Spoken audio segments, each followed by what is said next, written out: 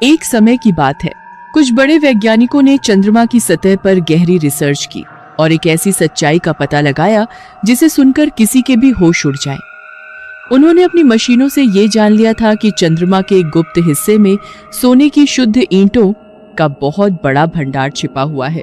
उस बेशकीमती खजाने का सटीक पता लगाने और उसे हासिल करने के लिए उन वैज्ञानिकों ने चंद्रमा पर एक बेहद शक्तिशाली रॉकेट भेजने की एक गुप्त तरकीब बनाई।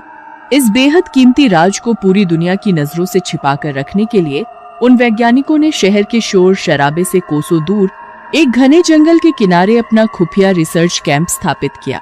वैज्ञानिक रिचर्ड ने अपने साथी से बड़े ही गंभीर स्वर में कहा, देखो डॉक्टर, जब तक हम इस रॉकेट को सफलतापूर्वक लॉन्च नहीं कर देते तब तक हमें ये बात पूरी दुनिया और सरकार से हर हाल में छिपानी होगी। अगर किसी बाहरी व्यक्ति या सरकार को हमारी इस खोज के बारे में भनक भी लग गई तो उन सोने की ईंटों के पहाड़ पर सरकार अपना कब्जा जमा लेगी और हमारे हाथ कुछ नहीं आएगा। रिचर्ड की बात सुनकर दूसरा वैज्ञानिक उत्साह में आकर बोला, तुम बिल्कुल सही कह रहे हो रिचर्ड। ये खोज दिन रात की हमारी कड़ी मेहनत का नतीजा है, इसलिए उस सारे सोने पर सिर्फ और सिर्फ हमारा ही हक होना चाहिए। हम इसे किसी के साथ साझा नहीं करेंगे। रिचर्ड ने मुस्कुराते हुए आगे कहा, तुम बिल्कुल फिक्र मत करो, हम शहर की भीड़ भाड़ से बहुत दूर सुरक्षित स्थान पर हैं। यहाँ पास में सिर्फ एक बहुत छोटा सा गांव है और वहाँ के लोग इतने भोले और नासमझ हैं कि उन्हें हमारी इस आधुनिक तरकीब और रॉकेट के बारे में कभी कुछ पता ही नहीं चलने वाला। उसी समय उस छोटे से गांव में रहने वाला लल्लन, जो कि साहूकार की कर्ज से बहुत परेशान था, किसी काम से शहर की ओर जा रहा होता है। तभी अचानक घने जंगल के बीच उसकी नजर उन वैज्ञानिकों के बड़े से कैंप और मशीनों पर पड़ती है। लल्लन हैरान होकर खुद से कहता है, अरे ई का है? ई कौन लोग हैं जो जंगल के बीचों बीच डेरा डाले हुए हैं? आखिर ये सब यहाँ क्या खिचड़ी पका रहे हैं? आज से पहले तो मैंने यहाँ ऐसा कुछ भी नहीं देखा। मुझे पास जाकर इसका पता लगाना ही होगा। लल्लन की उत्सुकता बढ़ जाती है और वह दबे पांव चुपके से उन वैज्ञानिकों के कैंप के पास पहुंच जाता है।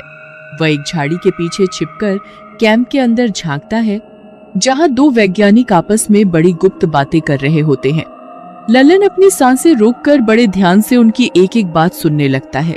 तभी डॉक्टर कुमार कहते हैं, भाई, अगर आज रात हमने चंद्रमा पर यह रॉकेट सही सलामत पहुंचा दिया तो ये वहां मौजूद सोने की ईंटों के भंडार की एकदम सही जानकारी हमें भेज देगा। उसके बाद तो हम रातों रात अरबों खरबों के मालिक बन जाएंगे और हमारी 7 पुश्तें राज करेंगी। डॉक्टर कुमार की बात पर रिचर्ड ने सहमति जताते हुए कहा, तुम बिल्कुल सही कह रहे हो डॉक्टर, हमारी सालों की मेहनत अब रंग लाने वाली है। बस दुआ करो कि इस खुफिया मिशन के बारे में लॉन्चिंग तक किसी को कानों कान खबर ना हो। ये सुनकर लल्लन की आंखें फटी की फटी रह गई। वह मन ही मन बुदबुदाया, अरे दैया रे दैया, ये लोग तो करोड़ों अरबों की ओर सोने की ईंटों की बात कर रहे हैं। अच्छा, तो यही वो उड़न खटोला यानी रॉकेट है जिसे ये लोग चंद्रमा पर भेजने की योजना बना रहे हैं। लल्लन की आंखों में चमक आ गई और उसने सोचा, वाह बेटे लल्लन, आज तो तेरे हाथ बहुत बड़ी खुफिया जानकारी लग गई है। क्यों ना इस मौके का पूरा फायदा उठाया जाए। अगर मुझे थोड़ा भी सोना मिल गया तो साहूकार का कर्ज भी उतर जाएगा और मैं अमीर भी बन जाऊंगा। मुझे अभी के अभी जाकर कालिया को इसके बारे में बताना होगा। वैज्ञानिकों की गुप्त बातें सुनने के बाद लल्लन के पैर जमीन पर नहीं टिक रहे थे।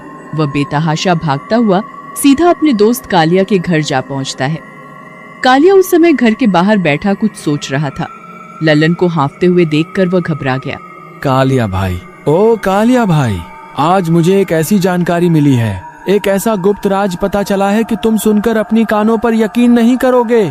मेरी तो किस्मत ही खुल गई है समझो। अरे लल्लन भाई, पहले अपनी सांस तो ठिकाने ले आओ। आखिर ऐसा कौन सा गड़ा हुआ खजाना तुम्हारे हाथ लग गया है जो तुम इस तरह पागलों की तरह भागे चले आ रहे हो? भाई, आज जब मैं जंगल के रास्ते से शहर जा रहा था तभी मैंने झाड़ियों के पीछे एक गुप्त कैंप लगा हुआ देखा। जब मैंने हिम्मत करके वहां पहुंचा और छिपकर उन लोगों की बातें सुनी तो भाई कसम गंगा मैया की, मैं तो दंग रह गया। वो लोग आसमान में दिखने वाले चंद्रमा पर एक रॉकेट भेजने की बात कर रहे थे। वो कह रहे थे कि वहाँ सोने की ईंटों का एक बहुत बड़ा भंडार है जिसकी कीमत अरबों खरबों में है।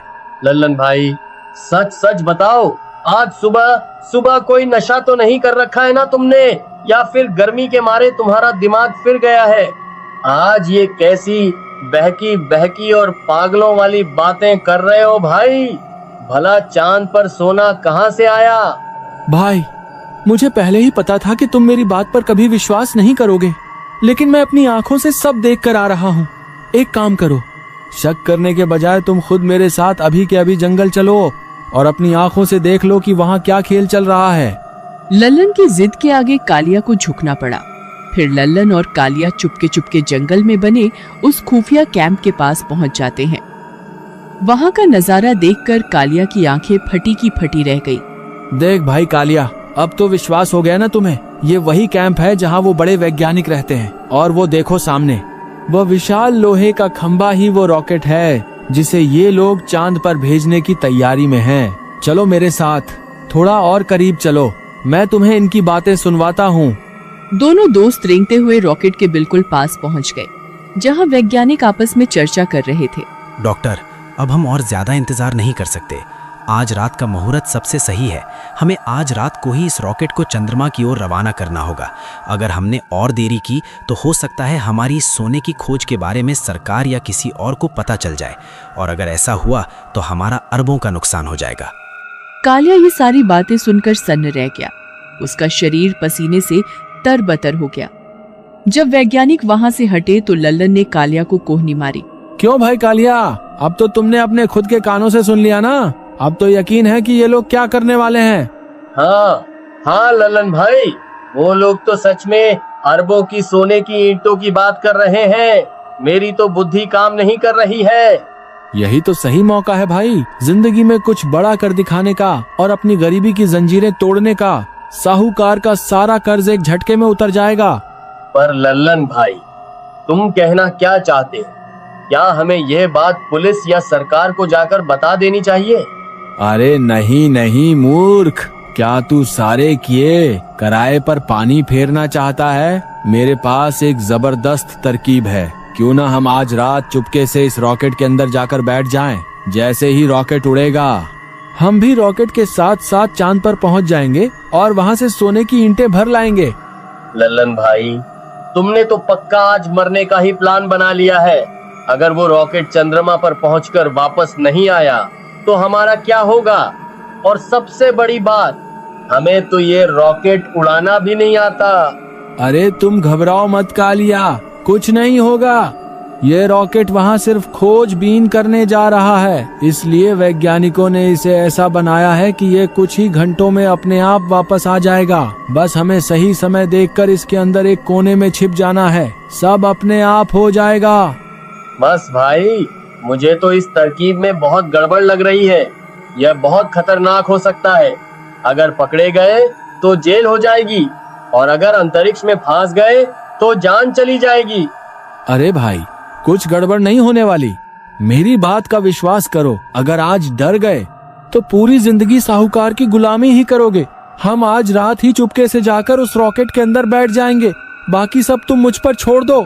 लालच और गरीबी के दबाव में कालिया मान गया। जैसे ही रात का घना अंधेरा छाया, वे दोनों दबे पांव रॉकेट की ओर बढ़ने लगे। कुछ ही देर में लल्लन और कालिया उस गुप्त जगह पर पहुंच जाते हैं जहां रॉकेट लॉन्च के लिए तैयार खड़ा था। रात का सन्नाटा और भी गहरा हो गया था। चलो भाई कालिया, वो रही हमारी मंजिल। तुम बस बिना आवाज किए मेरे पीछे पीछे आते जाओ, डरना मत, वरना सारा खेल बिगड़ जाएगा।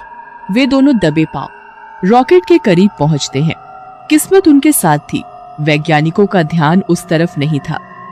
लल्लन ने धीरे से रॉकेट का भारी दरवाजा खोला और वे दोनों फुर्ती से अंदर जाकर एक कोने में छिप गए। कुछ ही पलों बाद एक जोरदार गड़गड़ाहट हुई। वैज्ञानिकों ने रॉकेट को लॉन्च कर दिया था। रॉकेट बिजली की रफ्तार से आसमान को चीरते हुए अंतरिक्ष की ओर बढ़ने लगा। कालिया के डर का ठिकाना न था, वह जोर जोर से रोने लगा। कालिया भाई, अब रोना बंद करो और बहादुर बनो। वो देखो खिड़की से नीचे का नजारा कितना खूबसूरत है। हमारी पृथ्वी अंतरिक्ष से कितनी सुंदर और नीली दिखाई दे रही है। हाँ भाई लल्लन, तुम सही कहते हो। लेकिन लल्लन भाई, ये मुझे क्या हो रहा है? मैं हवा में क्यों उड़ने लगा हूँ? अरे मेरे पैर जमीन पर क्यों नहीं टिक रहे? कहीं मैं सच में बुलबुला तो नहीं बन गया? ए भगवान, ये सब क्या करिश्मा हो रहा है? अरे कालिया भाई, डरो मत। इसे वैज्ञानिक भाषा में गुरुत्वाकर्षण की कमी बोलते हैं। हम पृथ्वी के वायुमंडल से बाहर आ गए हैं, इसीलिए ये सब हो रहा है। तुम घबराओ मत, बस कुछ ही देर इंतजार करो, हम चांद पर पहुंचने ही वाले हैं। कुछ घंटों के रोमांचक सफर के बाद रॉकेट की गति धीमी हुई और वो एक झटके के साथ चंद्रमा की धूल भरी सतह पर उतर गया। लल्लन और कालिया ने खिड़की से बाहर देखा। नजारा अद्भुत था। वो देखो कालिया भाई, हम पहुंच गए। नीचे देखो, असली चांद दिखाई दे रहा है। चलो अब जल्दी से बाहर निकलते हैं। पागल हो गए हो क्या लल्लन भाई? बाहर चलते हैं जैसे अपने गांव के खेत में जा रहे हो। अरे मूर्ख, ये हमारी पृथ्वी नहीं है। चांद पर ऑक्सीजन नहीं होती। स्कूल में नहीं पढ़ा क्या? बाहर निकलते ही दम घुट जाएगा। ओहो कालिया भाई, ये तो मैं भूल ही गया था। पर वो देखो, वहाँ कोने में 2 हेलमेट और सूट रखे हुए हैं। अगर हम वो पहन लें तो हमें ऑक्सीजन मिल जाएगी और हम सुरक्षित रहेंगे। उन दोनों ने वैज्ञानिकों के वो विशेष हेलमेट पहन लिए और रॉकेट का भारी दरवाजा खोलकर चांद की जमीन पर अपना पहला कदम रखा। अरे वाह कालिया भाई, हमने कर दिखाया। आखिरकार हम चांद पर पहुंच ही गए। अरे लल्लन भाई, वो देखो, वैज्ञानिकों की बात तो 16 आने सच साबित हुई। वहाँ देखो, सोने की ईंटों का पहाड़ लगा हुआ है। चारों तरफ सिर्फ सोना ही सोना चमक रहा है। जल्दी करो कालिया, अपनी पोटली खोलो और जितने हीरे और सोने की ईंटें समेट सकते हो समेट लो। फिर हमें वापस रॉकेट में बैठना है। वे दोनों पागलों की तरह भागे और सोने की ईंटें अपने थैलों में भरने लगे। लल्लन खुशी से नाचने लगा, लेकिन तभी अचानक चंद्रमा की मिट्टी के नीचे से बहुत ही भयानक और डरावनी आवाजें आने लगी। ऐसा लगा जैसे जमीन का सीना फट रहा हो। अरे लल्लन भाई, ये आवाजें तो कुछ जानी पहचानी सी लग रही हैं। बहुत डरावनी है भाई। तभी मिट्टी के एक विशाल ढेर में से धधकती लाल आंखों वाली एक भयानक चुड़ैल बाहर निकली। उसकी लंबाई किसी पहाड़ जैसी लग रही थी। अरे मर गए रे, ये तो चुड़ैल है। इसने तो चंद्रमा पर भी हमारा पीछा नहीं छोड़ा। अरे भागो कालिया, अपनी जान बचाकर भागो। अरे लल्लन भाई, मेरे लिए रुको। ये चुड़ैल यहाँ कहाँ से आ गई? अरे वैज्ञानिकों, तुम्हारा सत्यानाश हो। तुम्हें सोने की ईंटें तो दिख गईं, पर इतनी बड़ी चुड़ैल नहीं दिखी। डर के मारे वे सारा सोना वहीं छोड़कर रॉकेट की तरफ भागे और जान बचाकर अंदर घुस गए। लल्लन ने फौरन दरवाजा बंद किया और उसे लॉक कर दिया। जल्दी जल्दी दरवाजा बंद करो, कहीं ये चुड़ैल अंदर ना आ जाए। ए भगवान, हमारी रक्षा करो। अब तो हम आपके इतने नजदीक आ गए हैं, अब तो हमारी पुकार सुन लो। अरे मर गए रे, मैंने तो पहले ही कहा था कि ये बहुत खतरनाक तरकीब है, लेकिन तुम्हें तो सोने का लालच खाया जा रहा था। कालिया भाई, मुझे क्या पता था कि ये बला यहाँ भी मिलेगी। अब घबराओ मत, ये रॉकेट के अंदर नहीं आ सकती। बस कुछ ही देर में ये रॉकेट उड़ान भरेगा और हम वापस धरती पर पहुंच जाएंगे। रॉकेट का इंजन स्टार्ट हुआ, आग की लपटें निकली और रॉकेट ने उड़ान भरी ही थी कि तभी बाहर खड़ी उस चुड़ैल ने एक भयानक चीख मारी और अपना आकार 10 गुना और बड़ा कर लिया। उसने अपने विशाल और डरावने हाथों से उस उड़ते हुए रॉकेट को हवा में ही दबोच लिया। बचाओ बचाओ बचाओ, बचाओ, ये हमें नहीं छोड़ेगी। रॉकेट का इंजन पूरी ताकत लगा रहा था, लेकिन चुड़ैल की पकड़ लोहे जैसी मजबूत थी। रॉकेट हवा में फांस चुका था, ना आगे बढ़ पा रहा था ना पीछे। लल्लन और कालिया की जान अब उस डरावनी चुड़ैल के हाथों में थी। क्या लल्लन और कालिया उस विशालकाय चुड़ैल के चंगुल से बचकर पृथ्वी पर वापस आ पाएंगे? इसका भाग 2 देखने के लिए अभी सब्सक्राइब करें और कमेंट में लिखें भाग 2।